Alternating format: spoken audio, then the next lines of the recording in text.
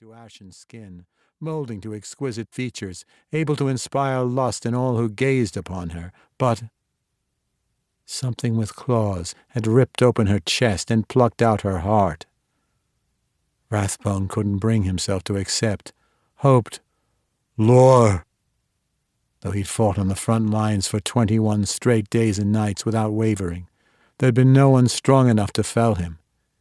Here he dropped to his knees, his armor clanking, his weapons rolled from a once iron grip. With a shaky hand, he gently caressed Lore's glacial cheek. "Wake up, sweetness. I need you." They had plans. Toast his victory with a glass of ambrosia and make love, an adored custom. But nothing changed.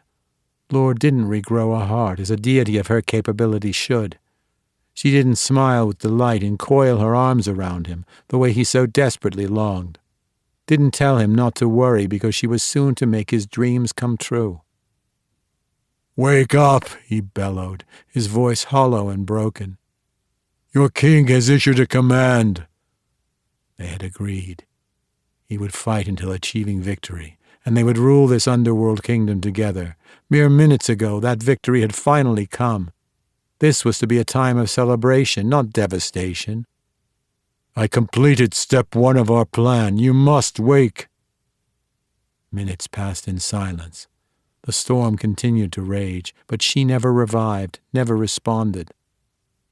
Tears scorched his cheeks, mixing with freezing raindrops. His precious wife couldn't be dead.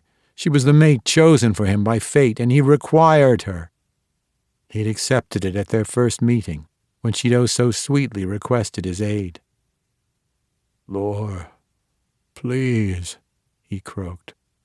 "You must return to me." Still nothing. A roar brewed deep in his chest, grief attempting to tear its way free of his insides. What had happened? Why had she come to the combat zone? She might be a goddess of desire, born with incredible power, but she was a gentle soul. Afraid of blood, terrified of blades. She should be tucked away in the safety of their hideout, awaiting his summons. "I'm sorry, Wrath." Hades, king of the dead, patted and squeezed his shoulder. "She's gone." Rathbone didn't spare the sovereign a glance. He loved the sovereign like a father, and even owed the male his life. But Lore wasn't a subject they could discuss without coming to blows. "You aren't sorry." He gathered the beauty close, her limp body hanging in his arms. "You hate her." His jaw clenched. "Hated."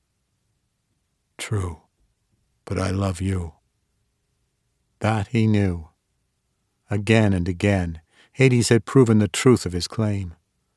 Though Rathbone's mother had considered him a great disappointment, the king of the dead had seen something special in him. Hades took him under his smoky wing and spent centuries training him to be a soldier without equal. Today that training had paid off. After a gruesome year-long war, Rathbone won the right to rule the kingdom neighboring Hades's, the realm of Agonies. Rathbone had lost much along the way. Soldiers, a fortune, his moral compass. "But I will not lose my mate. I committed the vilest deeds to defeat the former king," he rasped, a famed warrior named Styx.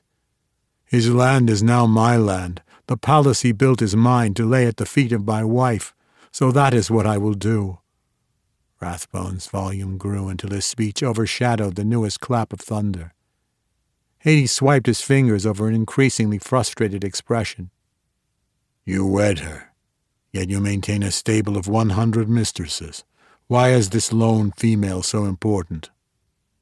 "You answered yourself. They are my mistresses. She is my queen. No one mattered more." Lore was the one who'd encouraged Rathbone to establish the stable in the first place. As an ancient, she understood the customs of the gods in a manner he did not. Deities of their ill-kept paramours, she'd said, and a warrior of his renown should enjoy more than most. Was any female more perfect? "You cannot bring her back to life," Hades said, giving his shoulder another pat. "But in time you'll recover from her loss." Bring her back.